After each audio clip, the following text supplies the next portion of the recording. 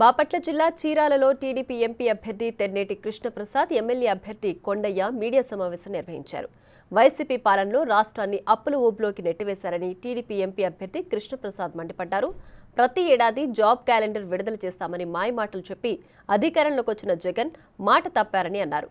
దళితులకు టీడీపీ హయాంలో ఇచ్చిన 27 పథకాలను జగన్ ప్రభుత్వం రద్దు చేసిందని, తెలుగుదేశం అధికారంలోకి వస్తే ఆ పథకాలను పునరుద్ధరిస్తామని తెలిపారు. చీరాల నియోజకవర్గ అభివృద్ధికి కృషి చేస్తానని అన్నారు. రాబోయే ఎన్నికల్లో టీడీపీని భారీ మెజారిటీతో గెలిపించాలని ఆయన కోరారు. కేంద్రీయ విద్యాలయం ఒకటి ఇక్కడ ఏర్పాటు చేసే ఆ ప్రతిపాదన కూడా పెట్టి దాన్ని అడిగేట్టుగా కేంద్ర ప్రభుత్వంతో మాట్లాడి నిర్ణయిస్తాను.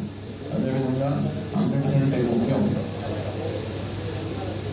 సముద్ర ప్రాంతాన ఉన్న గ్రామాల్లో ఉప్పు నీళ్లు ఉండడం వల్ల అక్కడ తాగునీళ్ళకి చాలా ఇబ్బంది కలుగుతా ఉంది గ్రామస్తులకి. ఆ సమస్యని ఎలాగా మనము పరిష్కారం చేయాలి, దానికి ఏం చేస్తే బాగుంటుంది, ఎలా చేస్తే బాగుంటుంది, అది ఎంత ప్రాజెక్ట్ అయినా సరే దశల వారీగా తప్పనిసరిగా అది చేసి చూపిస్తాం. ఈ విధంగా మీరు చూస్తే మనకి క్లియర్గా అర్థమవుతాం. ఏంటంటే చీరాల నియోజకవర్గంలో అట్టడుగున వర్గాల్లో ఉన్న బీసీ వర్గాలు కానీ, ఎస్సీ జాతులు కానీ, ఎస్టీ జాతులు కానీ ఉన్నాయి.